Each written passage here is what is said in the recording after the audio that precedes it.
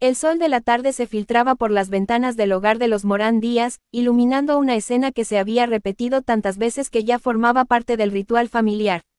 Mary, con sus manos cariñosas, sostenía las calificaciones de sus dos hijos mientras su esposo Rogelio observaba con una mezcla de orgullo y decepción grabada en su rostro curtido por los años. Muy bien, hijo, muy bien, murmuró Mary, sus ojos brillando con una satisfacción maternal que no podía ocultar. Eres mi orgullo. Santiago, de 15 años, con su cabello perfectamente peinado y su sonrisa confiada, recibía las alabanzas como si fueran su derecho natural. Sus calificaciones resplandecían en el papel, puros dieces y nueves, una sinfonía de excelencia académica que hacía que el pecho de sus padres se hinchara de satisfacción. Tienes muy buenas calificaciones, continuó su madre, pasando suavemente la mano por el cabello de Santiago. Sí, hijito, saliste muy bien en tus calificaciones este trimestre. Si sigues así, vas a ser el mejor de tu generación. Los ojos de Santiago se iluminaron con una determinación férrea que contrastaba con su juventud.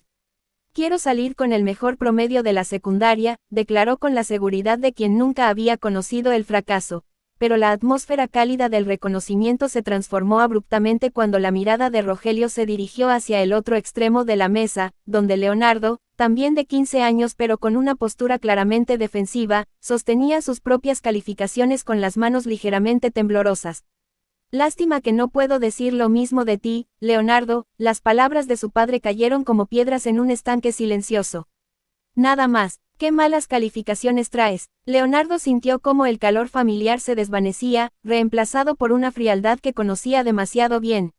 Sus calificaciones, aunque no reprobatorias, palidecían en comparación con las de su hermano. 6, 7, algún que otro 8 perdido entre una constelación de mediocridad académica. Deberías aprender de Santiago, continuó Rogelio, su voz cargada de una comparación que Leonardo había escuchado miles de veces. Él es un ejemplo de dedicación y esfuerzo. El joven volteó los ojos con el fastidio típico de un adolescente que se siente incomprendido, pero su padre interpretó este gesto como una confirmación de su falta de compromiso. No voltees así los ojos con fastidio. Ya viste las calificaciones que tienes. Una música melancólica parecía sonar en el fondo de la escena, como si el mismo ambiente reconociera la tensión creciente entre los hermanos. Bueno, al menos no son tan malas. No reprobé ninguna, se defendió Leonardo, tratando de encontrar algo positivo en sus resultados. A ver, un 6 tampoco es para aplaudirse, replicó su padre, levantando la voz. Tu único trabajo es estudiar y prepararte. Y no conforme con eso nos mandan llamar de la escuela.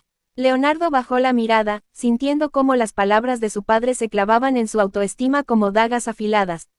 Es que la maestra me tiene de encargo, murmuró débilmente. Ay, qué de encargo ni qué nada. No te aplicas, Mary intervino, pero su tono carecía de la suavidad que había usado con Santiago apenas minutos antes. La amenaza de Rogelio llegó como un golpe final, pero te advierto que si repruebas te voy a tener que sacar de tu escuela y meterte a una pública. No tiene caso gastar en tu educación. Las palabras resonaron en el aire como una sentencia. Leonardo sintió cómo su mundo se tambaleaba.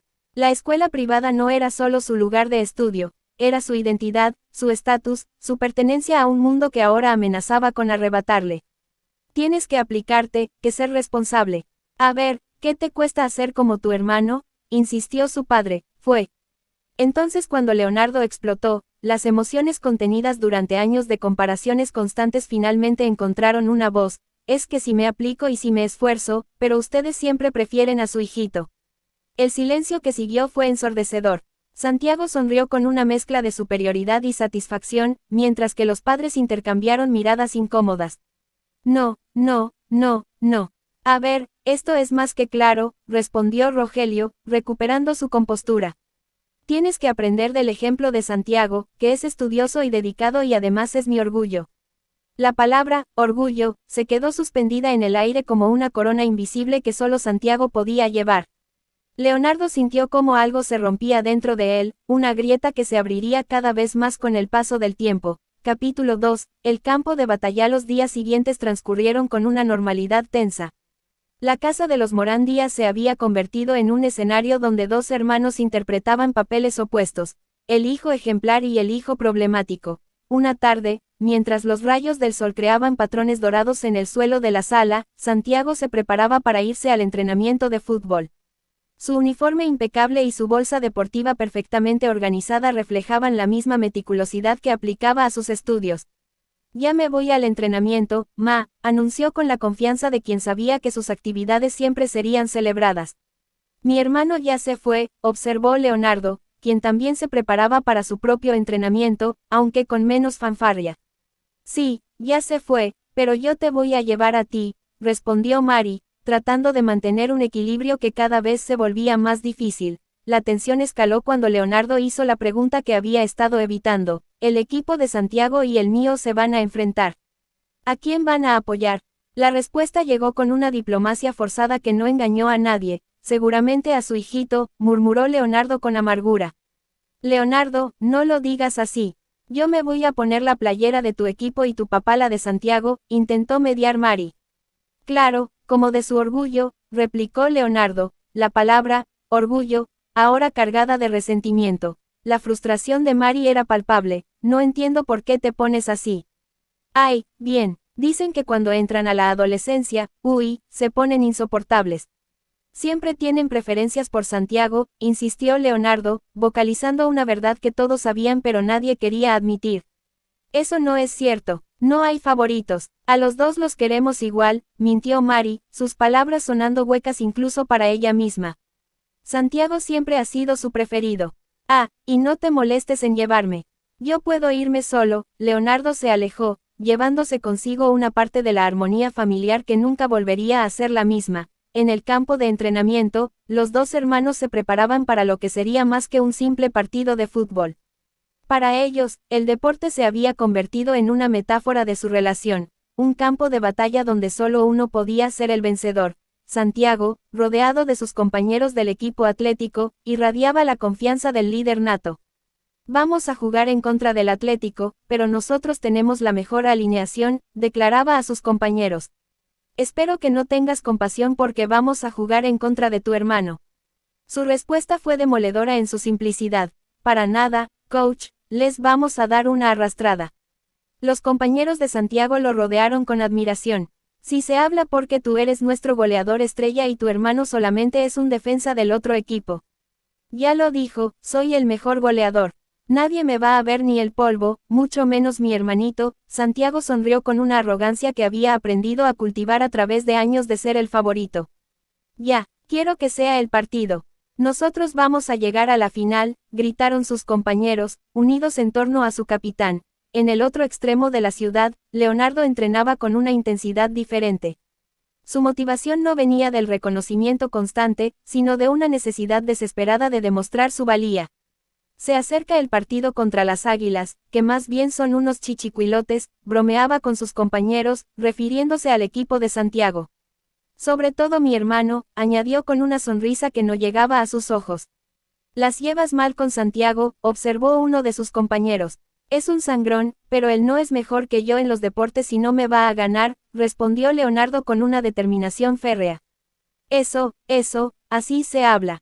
Demuéstrale que eres la estrella, que eres mejor que él, lo animaron sus compañeros, pero la rivalidad entre los hermanos no se limitaba al campo deportivo. En el aula, Leonardo también luchaba contra las constantes comparaciones. Capítulo 3, Ecos en el aula. El aula de la secundaria se había convertido en otro escenario donde las diferencias entre los hermanos Morán Díaz se hacían evidentes. La maestra, una mujer de mediana edad con gafas que se deslizaban constantemente por su nariz, había desarrollado una clara preferencia por Santiago, y no se molestaba en ocultarla. Espero que ya tenga anotado todo lo que está en el pizarrón, Leonardo, dijo con un tono que sugería más regaño que pregunta.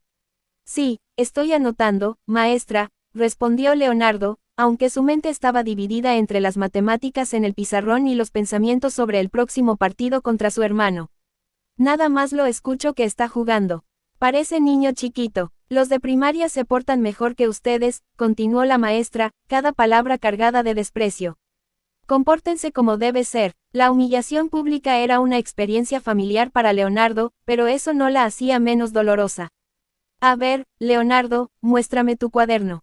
Con manos temblorosas, Leonardo entregó su cuaderno, sabiendo que lo que seguiría sería otra comparación desfavorable con su hermano. Mire nada más este cuaderno, cómo lo trae todo descuidado. Parece que lo tengo que regresar a la primaria también para que aprenda a escribir. La maestra alzó el cuaderno como evidencia de su fracaso. Debería ser como su hermano Santiago. La frustración de Leonardo alcanzó un punto de ebullición. Pues no, maestra. Yo soy yo y no me parezco a mi hermano. No me responda porque le voy a mandar llamar otra vez a su mamá. La vez pasada por peleonero y ahora por descuidado, amenazó la maestra. Y claro que no se parece a Santiago. Él sí es buen estudiante y disciplinado. Las palabras se clavaron en Leonardo como espinas. Cada comparación era un recordatorio de que, sin importar lo que hiciera, nunca sería suficiente. Váyase a su lugar, voy a poner tareas adicionales para usted y para todo el que esté hablando. Terminen de anotar, por favor, concluyó la maestra, dejando a Leonardo sumido en una mezcla de rabia y desesperanza. Capítulo 4. El refugio de la abuela. Esa tarde, Leonardo buscó refugio en el único lugar donde sentía que podía ser el mismo sin comparaciones, la habitación de su abuela Elena.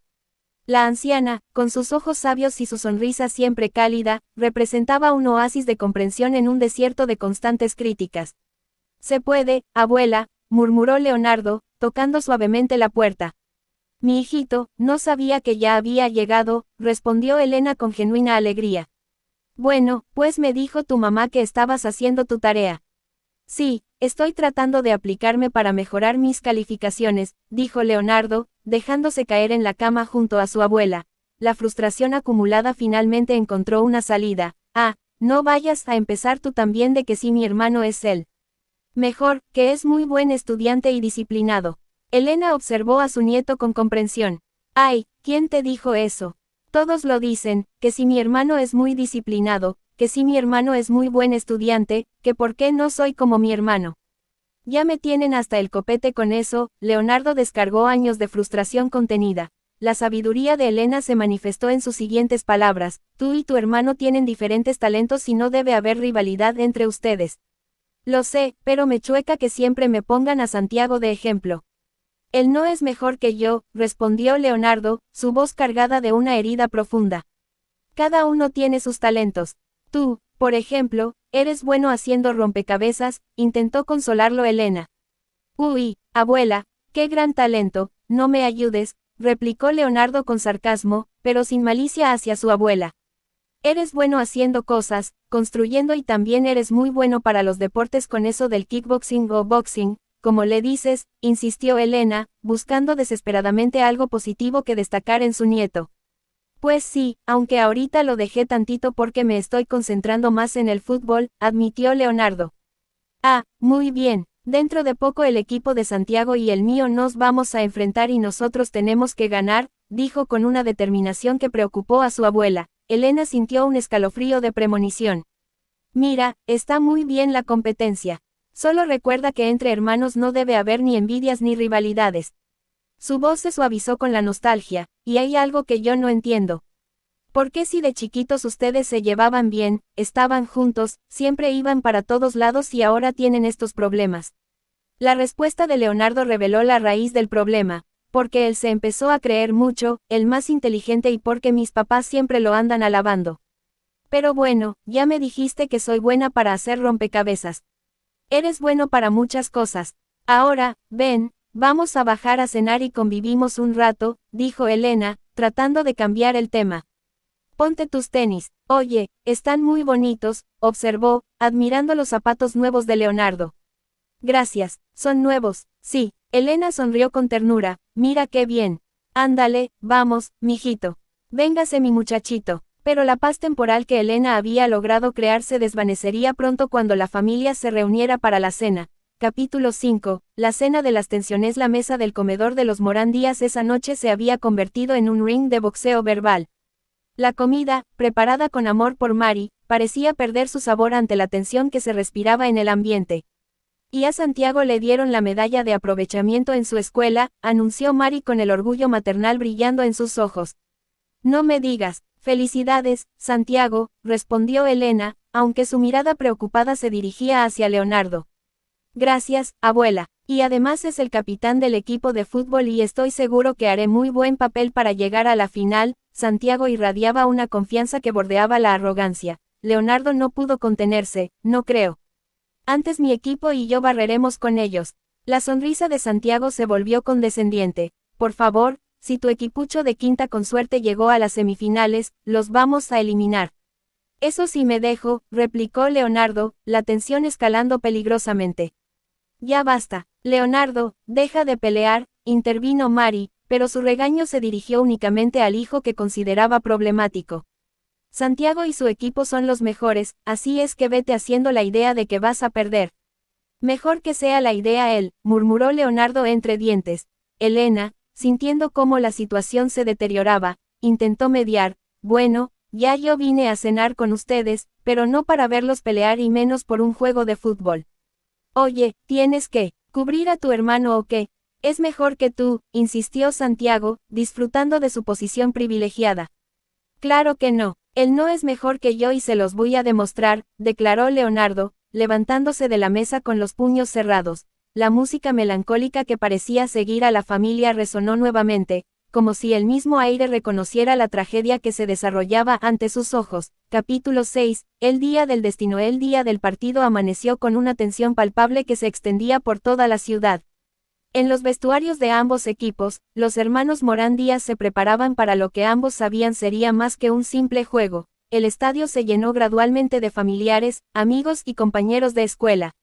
Mari y Rogelio ocuparon sus asientos con la diplomacia prometida, ella con la playera del equipo de Leonardo, él con la de Santiago, aunque era evidente hacia dónde se inclinaban sus verdaderas lealtades. Elena, sentada junto a ellos, no podía librarse de una sensación de mal augurio que la había acompañado toda la mañana. El partido comenzó con una intensidad que reflejaba la rivalidad personal entre los hermanos. Santiago, fiel a su reputación, dominaba el centro del campo con la elegancia y precisión que lo habían convertido en el favorito de todos. Sus jugadas eran calculadas, perfectas, diseñadas no solo para ganar puntos sino para demostrar su superioridad. Leonardo, por su parte, jugaba con una desesperación que bordaba la reckless abandon. Cada movimiento suyo estaba cargado de años de frustración, cada tackle era una declaración de guerra contra las comparaciones constantes. El primer tiempo transcurrió sin mayores incidentes, aunque la tensión entre los hermanos era palpable para cualquiera que los conociera. Se miraban con una intensidad que iba más allá del deporte, como si estuvieran midiendo no solo sus habilidades futbolísticas sino su valor como personas. Durante el descanso, los entrenadores de ambos equipos notaron la electricidad en el aire. Mantente concentrado en el juego, le advirtió el entrenador de Leonardo. No dejes que las emociones personales arruinen tu rendimiento. Pero el consejo cayó en oídos sordos. Leonardo ya no estaba jugando fútbol, estaba luchando por su dignidad, por su lugar en la familia, por el derecho a ser reconocido como algo más que el otro hermano.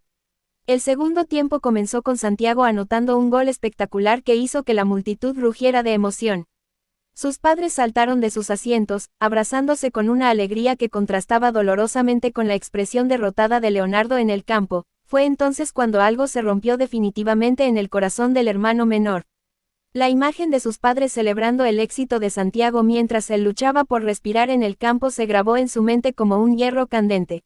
Cuando Santiago se preparaba para anotar el segundo gol, su momento de gloria absoluta, Leonardo tomó una decisión que cambiaría sus vidas para siempre. Capítulo 7. El momento que cambió todo el tiempo pareció ralentizarse cuando Leonardo corrió hacia su hermano. Santiago, completamente concentrado en el balón y en su siguiente jugada brillante, no vio venir lo que sería el momento más decisivo de sus vidas. El tackle de Leonardo fue brutal en su precisión y devastador en sus consecuencias. El sonido del impacto resonó por todo el estadio como un disparo, seguido por un silencio ensordecedor y luego por el grito desgarrador de Santiago. ¡Ah, mi pie! ¡Ah, Santiago! El grito de dolor cortó el aire como un cuchillo. No, no, no, no. No, no. Algo le pasó a Santiago, gritó alguien desde las gradas. Creo que sí. Híjole, estuvo fuertísimo, comentó otro espectador, la gravedad de la situación comenzando a asentarse. Los compañeros de ambos equipos se acercaron corriendo, formando un círculo alrededor de Santiago, quien yacía en el suelo retorciéndose de dolor y sosteniendo su pierna en un ángulo que claramente no era natural. No manches, Leonardo, lastimaste a tu hermano, murmuró uno de sus compañeros, la acusación implícita en sus palabras cayendo como una losa sobre el corazón de Leonardo. la música melancólica volvió a sonar, pero esta vez con una tristeza que parecía provenir del alma misma del mundo. Capítulo 8. Las consecuencias. El hospital se convirtió en el nuevo escenario del drama familiar. Los pasillos blancos y asépticos resonaban con los sollozos contenidos de Mary y las pisadas nerviosas de Rogelio, quien caminaba de un lado a otro como un animal enjaulado. Tranquilízate, Rogelio. Santiago va a salir bien de la operación, no te preocupes, intentaba consolarlo Mary, aunque sus propias lágrimas contradecían sus palabras de aliento. ¿Y si sale mal y no puede caminar? La pregunta de Rogelio verbalizó el miedo que todos compartían pero nadie se atrevía a expresar. No, no va a pasar eso, respondió Mary, más tratando de convencerse a sí misma que a su esposo. Pero la tragedia había desatado algo más profundo y más destructivo que la preocupación por Santiago. Había liberado años de resentimiento acumulado que ahora buscaban un objetivo. Pero todo esto es tu culpa. Rogelio se volvió hacia Leonardo con una furia que había estado conteniendo desde el momento del accidente. ¿Cómo se te ocurre barrerte así? ¿Qué no soportaste que el equipo de Santiago te fuera ganando? Las palabras golpearon a Leonardo como puñetazos físicos. Esa no era mi intención, papá. Yo solo estaba intentando defender a mi equipo. Claro, defendiéndolo. Pero lo fracturaste. La acusación de Rogelio resonó por todo el pasillo del hospital. Mary, tratando de mantener algún vestigio de justicia familiar, intervino débilmente. Ya basta, Rogelio. Fue un accidente. Ya Leonardo se siente bastante mortificado. Ahora lo único que importa es que Santiago salga bien de la operación. Pero el daño ya estaba hecho. En ese momento, en ese pasillo de hospital, la familia Morán Díaz se dividió oficialmente en dos bandos, los que protegían a Santiago y el que había sido catalogado como el villano. Horas más tarde, cuando el doctor finalmente emergió del quirófano, su expresión era una mezcla de alivio profesional y preocupación cautelosa. La operación salió muy bien. Ahora solo queda que sigas las indicaciones para tu recuperación, Santiago. ¿Volverá a jugar fútbol, doctor?, preguntó Mary, su voz temblando con la esperanza y el miedo. Sí, pero la recuperación será lenta. Tendrás que hacer ejercicios de rehabilitación una vez que te quite el yeso, pero todo con calma y a su tiempo. El alivio fue palpable, pero vino acompañado de un nuevo conjunto de dinámicas familiares que harían de la casa un campo de batalla emocional. Lo importante es que saliste bien, mi amor. Mary abrazó a Santiago con una intensidad que hablaba de su terror de haberlo perdido. Vas a salir adelante, campeón. Tienes muchas agallas, tesón, y estoy seguro que tu recuperación va a ser muy rápida. Rogelio se acercó a la cama con la ternura reservada exclusivamente para su hijo favorito.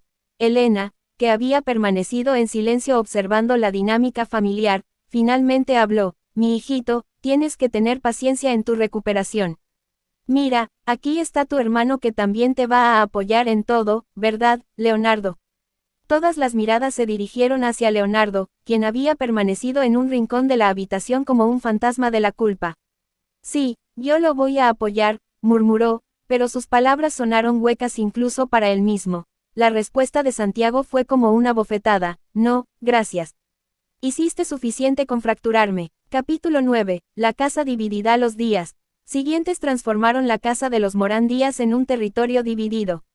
Santiago, desde su nueva posición como víctima y mártir familiar, había adquirido un poder que ejercía con la crueldad inconsciente de un adolescente herido. La llegada de las muletas marcó un nuevo capítulo en la saga familiar. Mary había salido a comprarlas personalmente, como si fuera una misión sagrada, tratando de compensar de alguna manera el dolor de su hijo favorito. Mira, ya te trajeron tus muletas para que puedas andar con mayor libertad en la casa, anunció con una sonrisa forzada que no lograba ocultar su propia culpa maternal. Pero fue Leonardo quien las entregó, un gesto que pretendía ser de reconciliación pero que fue interpretado como una provocación. Hubiera preferido que me las trajera mi mamá, murmuró Santiago, rechazando incluso este pequeño acto de servicio. Pues te aguantas, las traje yo porque ella está ocupada. No siempre toda la atención va a ser para ti, respondió Leonardo, su frustración finalmente encontrando una voz. La respuesta de Santiago fue demoledora en su simplicidad. Por tu culpa estoy así. Justo iba a meter el gol de gana y te me barriste con toda la intención de pegarme. Leonardo intentó una vez más tender puentes. Perdóname, Santiago, pero no era mi intención que te pasara esto. Pero si quieres una disculpa, te la doy. Perdóname por haberme barrido. No quiero tus disculpas que vienen falsas porque vienen de dientes para afuera. No soportas que sea mejor que tú. Santiago había aprendido a usar su dolor como un arma, y la wildeaba con precisión quirúrgica. Tú no eres mejor que yo, replicó Leonardo, la conversación escalando nuevamente hacia el territorio peligroso de la rivalidad fraternal.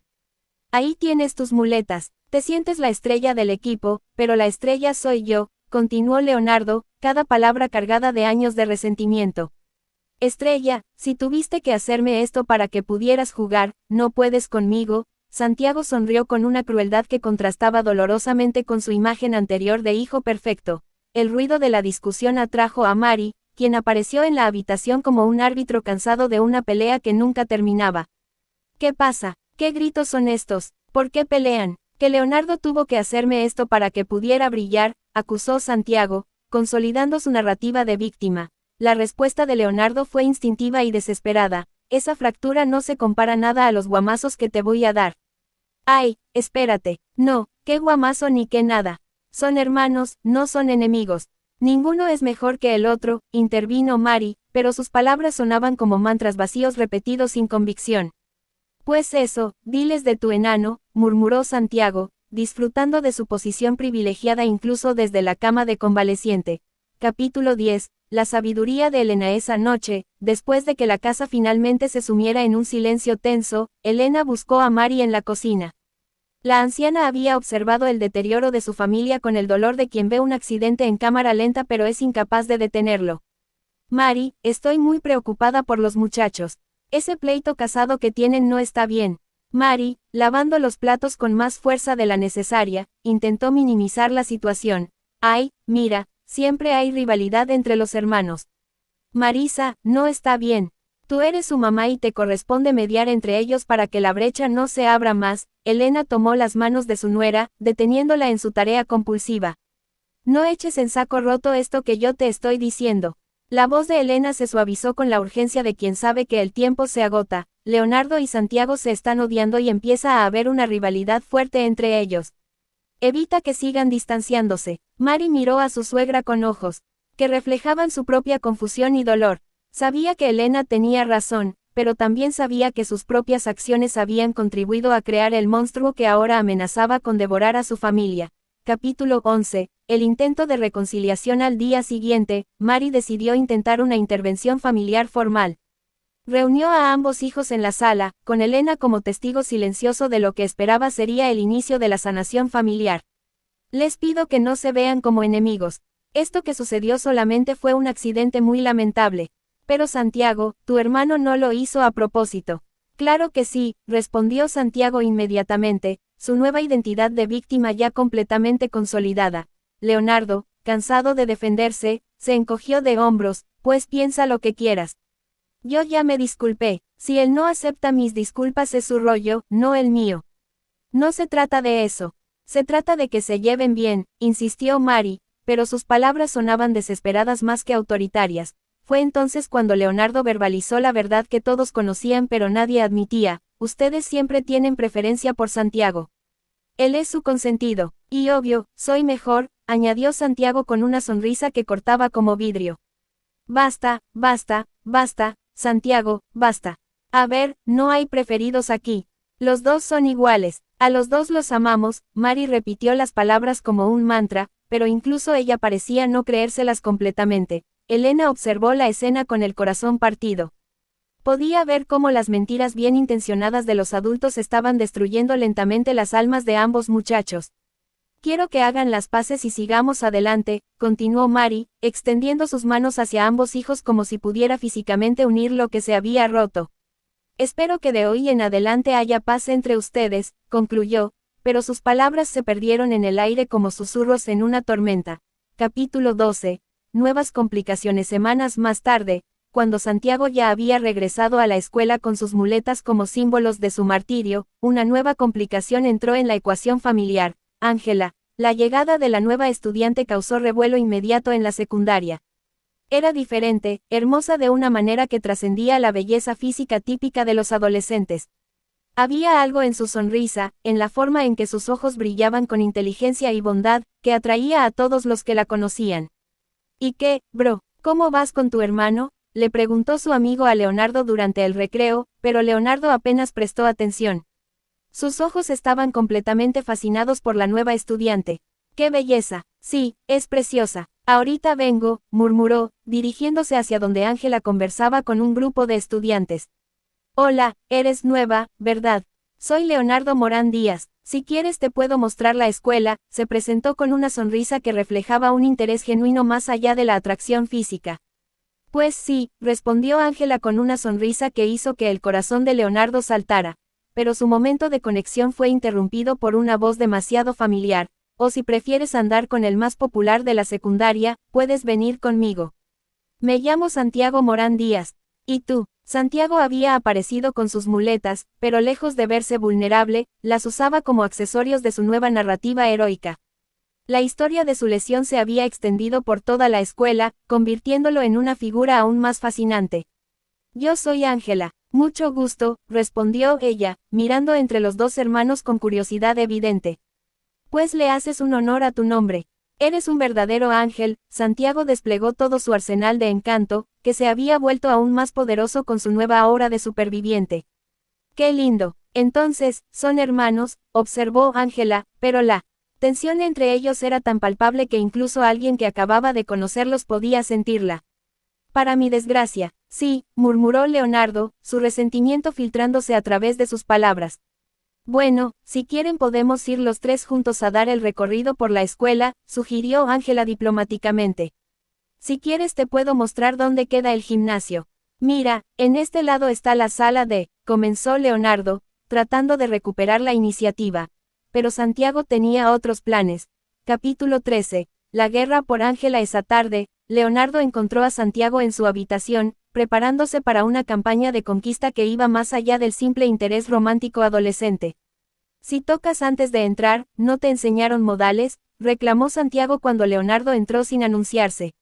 Solo vine a advertirte que te alejes de Ángela, porque ella a mí me gusta mucho y la voy a conquistar para que sea mi novia, declaró Leonardo, tratando de establecer sus derechos sobre la nueva estudiante. Santiago sonrió con la confianza de quien nunca había perdido una competencia. No me digas. Pues no me voy a alejar. Yo también quiero estar con Ángela y ella será mi novia. Ya te lo advertí, ella me gusta y será mi novia, insistió Leonardo, pero ya podía sentir que estaba perdiendo esta batalla antes de que comenzara realmente. En los días siguientes, Santiago desplegó una campaña de seducción que utilizaba todos sus recursos, su popularidad, su estatus de víctima heroica, su habilidad natural para el encanto y, más importante, el apoyo implícito del sistema social de la escuela que siempre lo había favorecido. Leonardo, por su parte, luchaba con las desventajas de siempre. Era visto como el hermano problemático, el que había lastimado al favorito de todos, el menos académicamente exitoso. Sus intentos de conquistar a Ángela se veían constantemente saboteados por su propia reputación y por las maniobras estratégicas de Santiago. La conclusión era inevitable. Capítulo 14. La derrota más dolorosa. Leonardo, que ni sabes lo que pasó. Su amigo corrió hacia él con noticias que Leonardo ya temía escuchar. ¿Qué pasó?, preguntó, aunque su corazón ya sabía la respuesta. Es que lo tienes que ver con tus propios ojos. Sígueme. La escena que encontró fue como un puñal directo al corazón. Ángela y Santiago son novios. Te la ganaron, bro. Allí estaban, en el centro del patio de la escuela, rodeados de estudiantes que los aplaudían como si fueran una pareja de película. Santiago, apoyado en sus muletas pero irradiando triunfo, tenía un brazo alrededor de Ángela, quien sonreía con la alegría genuina de una adolescente enamorada. Los aplausos resonaron en los oídos de Leonardo como burlas, cada palmada una confirmación más de su fracaso, no solo en el amor sino en la vida misma. No te pudiste quedar en paz, ¿verdad? Tú sabías que yo quería estar con Ángela, confrontó a Santiago más tarde, cuando finalmente pudo acorralarlo sin testigos. Ay, pues qué lástima, porque ahora ella es mi novia, respondió Santiago con una sonrisa que irradiaba una crueldad que iba más allá de la rivalidad fraternal normal. Solo lo hiciste para molestarme, acusó Leonardo, pero ambos sabían que tenía razón. Lo hice para demostrarte que soy mejor que tú y que solo al lado de mí eres un perdedor. Santiago había cruzado una línea de la cual no habría retorno. Ya no te soporto, murmuró Leonardo, años de frustración condensándose en esas 4 palabras. La música melancólica volvió a sonar, pero esta vez con una intensidad que sugería que algo terrible estaba a punto de suceder. Capítulo 15. El punto de ruptura. Lo que siguió fue una escalada de violencia que había estado gestándose durante años. La confrontación física entre los hermanos fue brutal en su intensidad emocional, más que física. Suéltame, gritó Santiago cuando Leonardo lo agarró. Que no te voy a soltar, respondió Leonardo, toda su frustración canalizándose en esa pelea. Suéltame. Ahora, ¿quién es el perdedor? Preguntó Leonardo, finalmente sintiendo que tenía algún tipo de ventaja sobre su hermano. Pero Santiago, incluso derrotado físicamente, tenía una última arma que usar. Tú siempre serás un perdedor. Cállate, gritó Leonardo, y en ese momento algo se rompió definitivamente. No solo entre los hermanos, sino dentro de cada uno de ellos. El grito final resonó por toda la casa, un sonido primordial de dolor y pérdida que marcaría el final de cualquier esperanza de reconciliación familiar. Epílogo. Las consecuencias del odio. Meses después del incidente, la familia Morán Díaz había cambiado irreversiblemente. La casa que una vez había sido un hogar se había convertido en un campo de batalla donde 2 hermanos libraban una guerra silenciosa que destruía todo a su paso. Santiago, completamente recuperado de su lesión, había regresado al fútbol con una intensidad que bordeaba la obsesión. Cada gol que anotaba, cada reconocimiento que recibía, era una victoria no solo deportiva sino personal sobre Leonardo. Leonardo, por su parte, había encontrado refugio en deportes más individuales y violentos. El kickboxing se había convertido en su válvula de escape, un lugar donde podía canalizar toda su rabia y frustración sin tener que enfrentar las comparaciones constantes. Ángela, atrapada en el medio de una guerra que no había iniciado ni comprendía completamente, se había convertido en otro símbolo de la división familiar. Su relación con Santiago era genuina, pero estaba constantemente ensombrecida por la tensión que generaba su presencia. Mari y Rogelio habían perdido a ambos hijos de maneras diferentes. Santiago se había vuelto distante y calculador, usando su estatus de favorito como un arma más que como una bendición. Leonardo se había cerrado completamente, construyendo muros emocionales que parecían imposibles de derribar. Elena, la única que había visto venir la tragedia, se había convertido en la guardiana silenciosa de la memoria de lo que la familia había sido una vez. En sus momentos de soledad, recordaba a 2 niños pequeños que solían jugar juntos, reírse juntos, soñar juntos. La sangre, efectivamente, había llamado. Pero en lugar de unir, había dividido. En lugar de fortalecer, había destruido. La tragedia de los hermanos Morán Díaz se había convertido en una lección sobre cómo el amor mal dirigido, las comparaciones constantes y la falta de comprensión pueden transformar el vínculo más sagrado en la herida más profunda. La historia terminaba no con reconciliación, sino con la comprensión dolorosa de que algunas heridas, una vez abiertas, nunca sanan completamente. Y que a veces, las personas que más amamos son también las que más daño pueden causarnos, porque cuando la sangre llama, no siempre es para unir. A veces es para recordarnos que el amor y el odio son las 2 caras de la misma moneda, y que la línea que las separa es tan delgada como el filo de una navaja.